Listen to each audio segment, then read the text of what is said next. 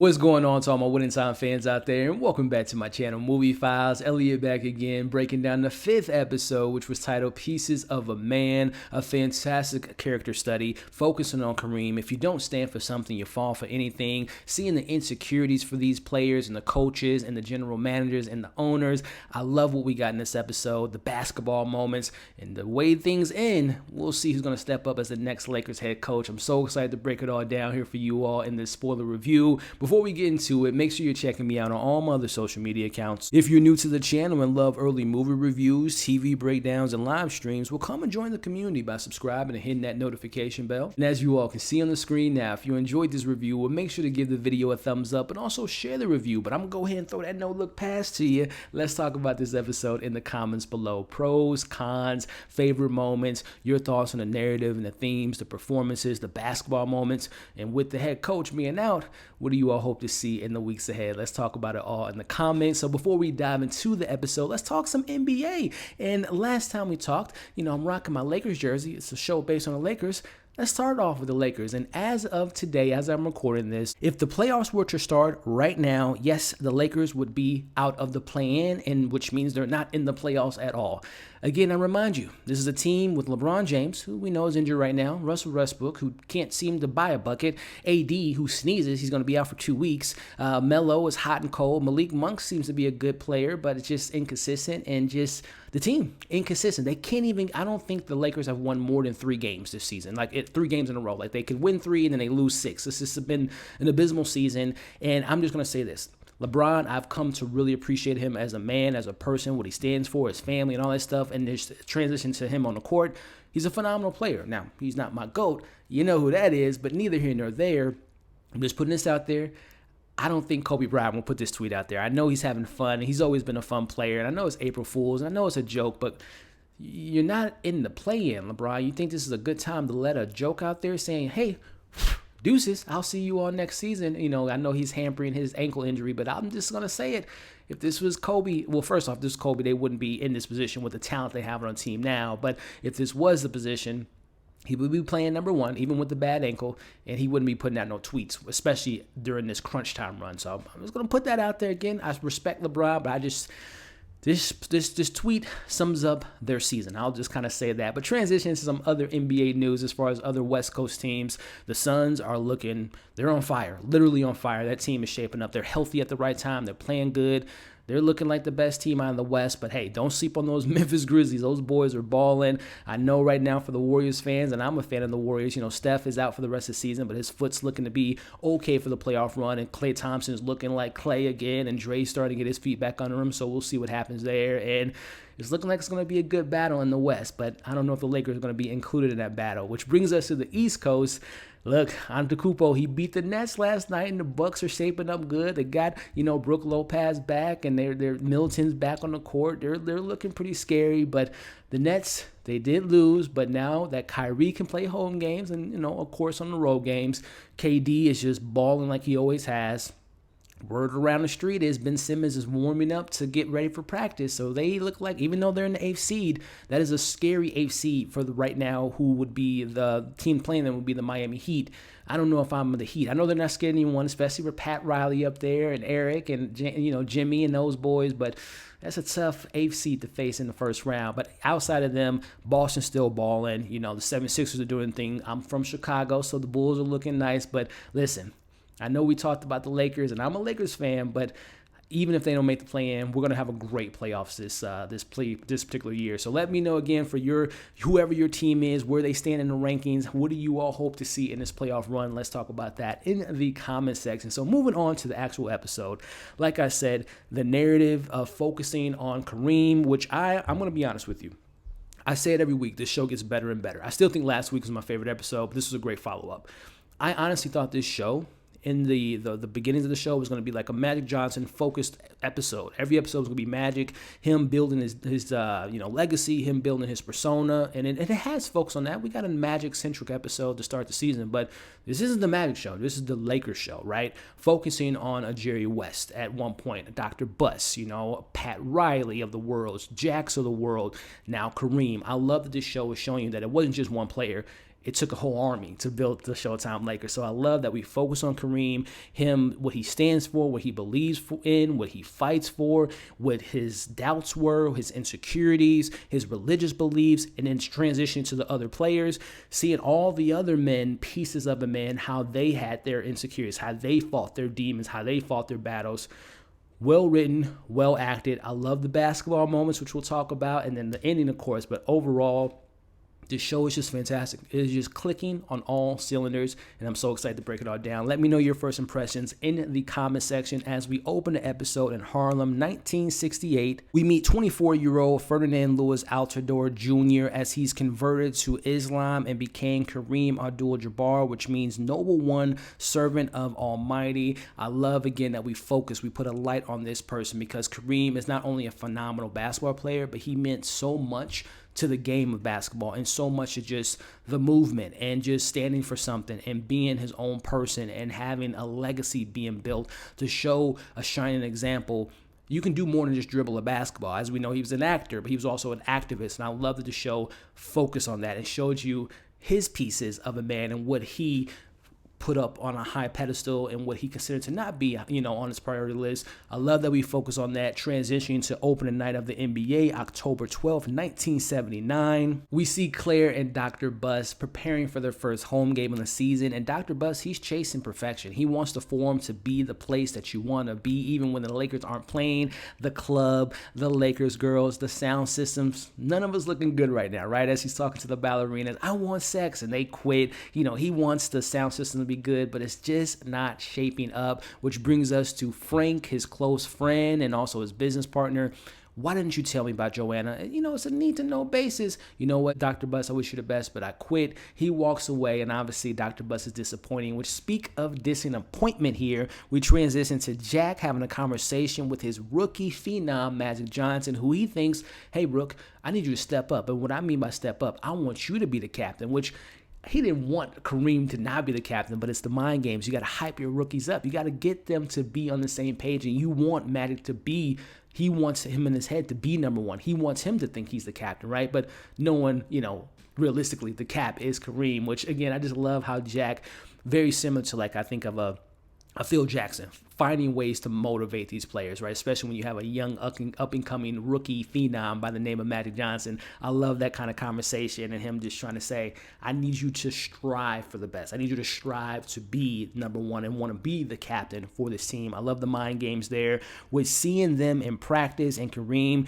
he's still not embracing this offense. He's still the big man. He doesn't run the fast break. And again, this relationship so far that this particular episode is kind of setting up in the season so far, does it look familiar to anyone in regards to Lakers fans out there? Very similar to Shaq and Kobe, right? And just the power and the pendulum of the big man and the shooting guard, and who runs the team, who's the captain of the team. I like the similarities that the show is kind of putting in there. Again, factually speaking, I wasn't born in the 70s and 80s, but let me know, for those that watched the Lakers during that time, what was the word in the media? Were they close? Were they at each other's throats? I think when you're that great of a player, there's going to obviously be some conflict, right? When you have two alphas, there's going to be conflict. But I'm just curious, was it that much beef between two, especially when they get into a little scuffle a little bit later? Let me know from my deep dive Laker fans if a lot of this stuff does shape up to be what happened in real life. Let me know your comments on that. But switching over to Pat's pointers, we see Pat is gearing up and trying to get tips from Chick in regards to being this commentator. And again, it was small, but it was still noticeable. Pat Riley's kind of coming into his own, and again, it's called Pieces of a Man. Focus on Pat for a second. Him trying to find his voice, him trying to find his narrative, trying to find his path. And Chick, shout out to him, rest in peace, with one of the greatest commentators of all time. When I give you the fist, shut your mouth. I thought that was hilarious. But again, speaking to later in the episode with Pat, the fist is open and he's able to kind of find his own. And again, I love that this episode focused on those insecurities and those overcoming of the insecurities. But in come EJ the DJ, Magic ready to ball with his boombox and trying to get everyone to liven up in the locker room. And everyone's like, oh, okay, Rook, okay, I see you. But you know who's not impressed? Kareem is like, man, this dude is showing his ass.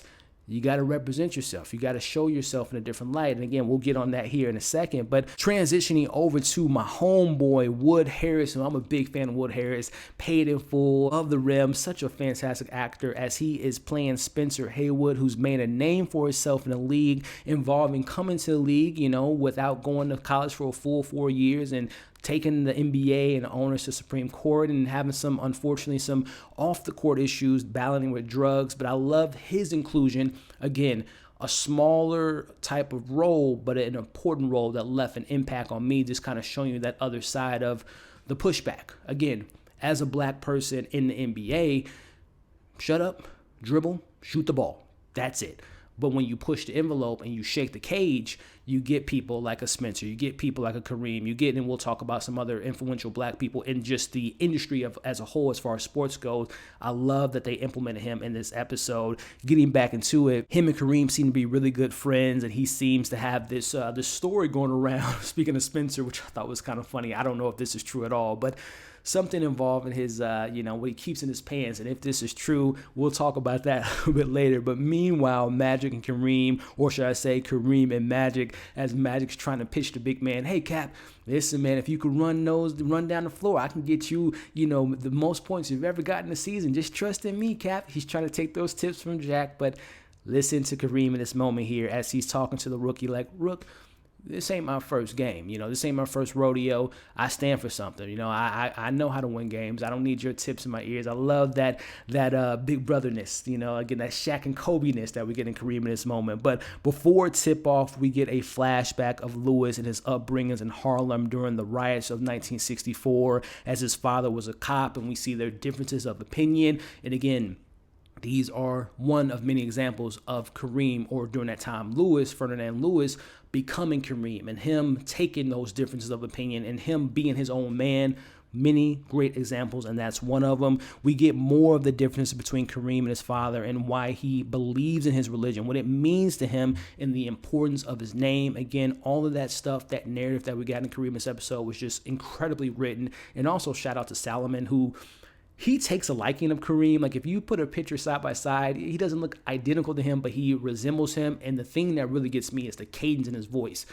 Everyone in the show is bringing their A game when it comes to acting. And shout out to Solomon, who did a fantastic job in this episode. Moving back onto the conversation, connect this point of view of Kareem and seeing Magic, a young black kid with a lot of potential. Sky's the limit. But he seems to be a little bit immature, right? You got to stand for something. You can't just be showing your ass, always want to smile and goofing around. You got to be firm. You got to be serious. And again, I love the big brother talking to the little brother. It's more than just a game of basketball. You're not just representing yourself and your family. You're representing the all black culture, and you're representing generations of people to look up to you. So again, I love that message in the episode.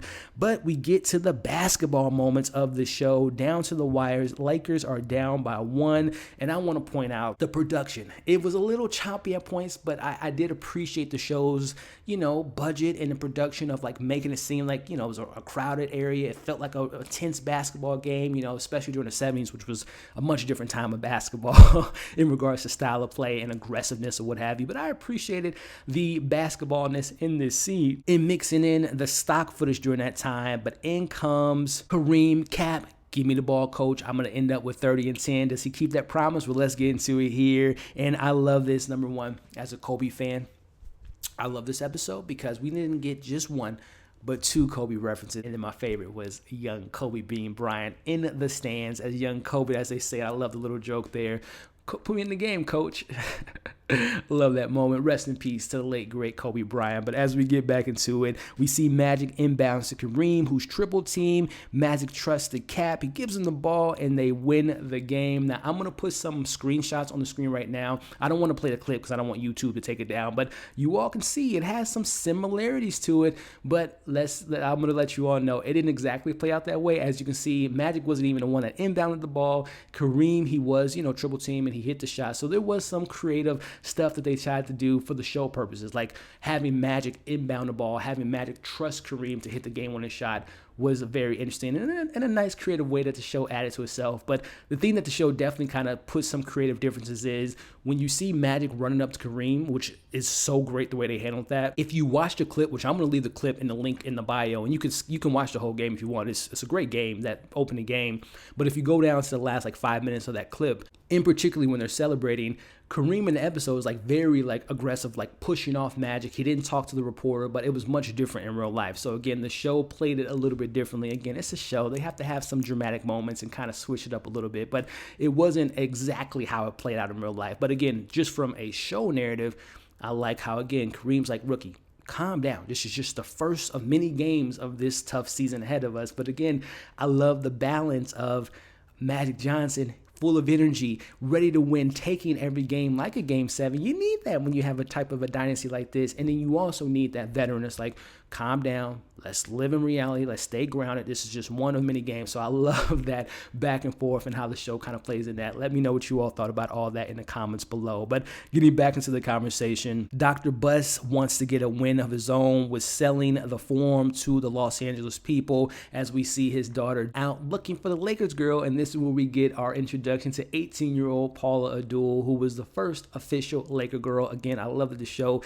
is just throwing in all these cool, true, even though they take some creative differences every now and then, I love that they included that aspect, because the Lakers girls they're still pretty important, right? It showed the entertainment, the sports entertainment aspect of basketball. So moving on to standing for something or falling for anything. We see Kareem and Spencer discussing what happened to both of them at this point in their lives, and particularly what happened to Spencer and what the owners did to him, shunned him out of the league. He's bouncing around the league. What Kareem did to not go and play in the U.S., to represent the U.S. for the Olympics, because how am I going to stand up for the U.S. team if I don't feel like I'm being represented when we're on our homeland? So I love that conversation. Again, I love the inclusion of, again, if you don't stand for something, you fall for anything. And you could just take, for example, not only Kareem, but Muhammad Ali, Tommy Smith, and even more recently with Colin Kaepernick, people that stood for something. And even if that meant losing the game, losing endorsements, losing money, when the game is over, you still have to be your own person. You have to be your own man. And this is one example of pieces of a man. So again, the writing in the show was just really top notch. So going back into it, we go to getting more of the team glowing close together, which again, they see Spencer addressing the rumor about his own self-circumcision, which I don't know if that's true, but if it is, that's just interesting situation. But it's more important that the team is growing close together, which, speaking of growing close together, I thought we were going to have a nice little moment between Kareem and Magic as he pulls the rookie to the side and say, look, Rook, I appreciate the energy. I appreciate the happiness and wanting to win, but you need to dial it down a bit. You need to represent. You need to respect yourself, respect the team. And I'm like, oh, this is some good sentiment. But Magic wasn't taking that. And there's some truth in what Magic said back to him as he was pushing back, like, me show respect. You don't even, represent the team. You don't even run the offense like Coach says, and they get into a scuffle and they have a bit of a moment. Kareem has another bit of a flashback here as we see him having those point of views of seeing important moments in his life, from Powell's death to Martin Luther King Jr. to him converting to Islam. And again, it just shows you it's more than the game of basketball. And again, it shows you have your own legacy. You're not just representing your own self as a person, your family, but you're representing a generation, a culture, So I really love, again, those perspectives of Kareem and what it meant to him to be taken serious, to be not just a basketball player. And again, that's just an example from Magic as he becomes the entrepreneur, the legendary, iconic person that we know him as today. Is for people like Kareem that got him to that point. So again, really appreciate that. And it's beyond the game of basketball, what we get in that narrative there. So speaking of, these insecurities, and I will say, just to kind of critique that scene, it was a little melodramatic, if I'm being honest. But again, I liked how I appreciate the sentiment, what they were trying to get at. But speaking of insecurities, we see Dr. Buss listen to the media, and everyone's still kind of taking him as a joke and, seeing the Forum, putting all the pieces together. A lot of people just don't believe in him. And again, pieces of a man. He has to overcome his insecurities as we cut to the sound system now in place. We got the Lakers girl, and it's time to win, but the pressure's on. His insecurities kind of show up as the bar is kind of uneven and he's having a fight with the bar. And again, he always seeks, at least from the show's perspective, he always seeks approval. He always wants people to be happy. He always wants people to know that he's doing well. He's always putting on the facade. Remember the first episode, being the swan or the goose. Everything looks okay up top, but he's paddling so quickly below. So again, I love that they're still continuing that narrative there. But interesting scene, and I'm not gonna lie, kind of felt a little forced and out of left field as Jeanie goes to go see Mrs. Bus, and she's like, "Oh, I'm not going to the home game. I don't want to see my son fail, and don't you put too much energy in it, darling." I get the sentiment, but I just thought it was just kind of weirdly placed and kind of out of left field if you ask me. But getting back into it here, at least he has Frank back on his side as a supportive friend, and he reminds him to just appreciate what you have accomplished. Again, we see these people and their insecurities and their doubts and their, what they just don't believe in. Even their closest loved ones not believing in them.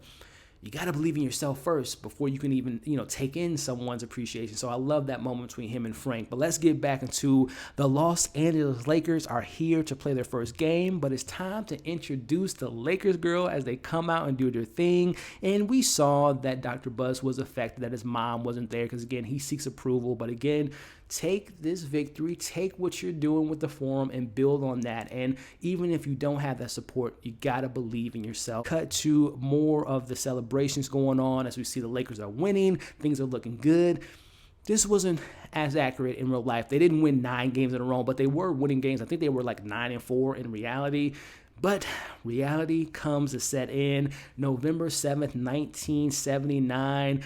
We see, Jack and Paul, and we're things are looking good, Coach. We're seeming to find our momentum and find our rhythm. Unfortunately, we see the little butterfly flies in front of him.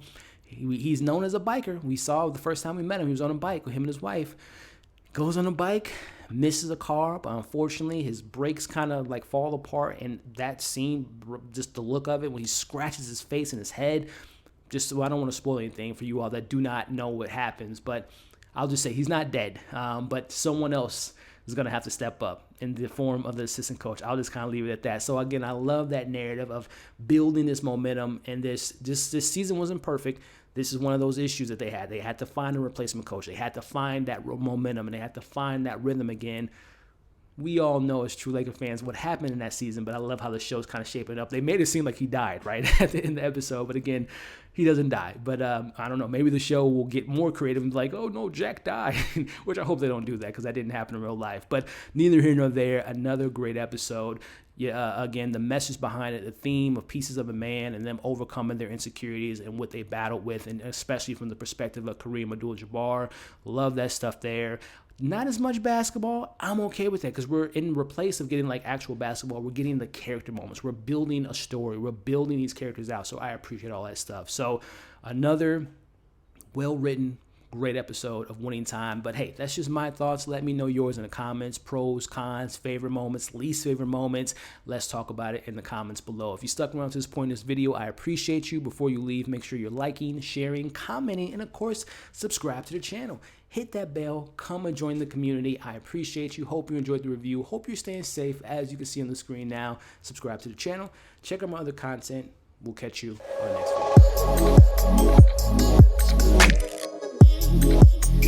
video.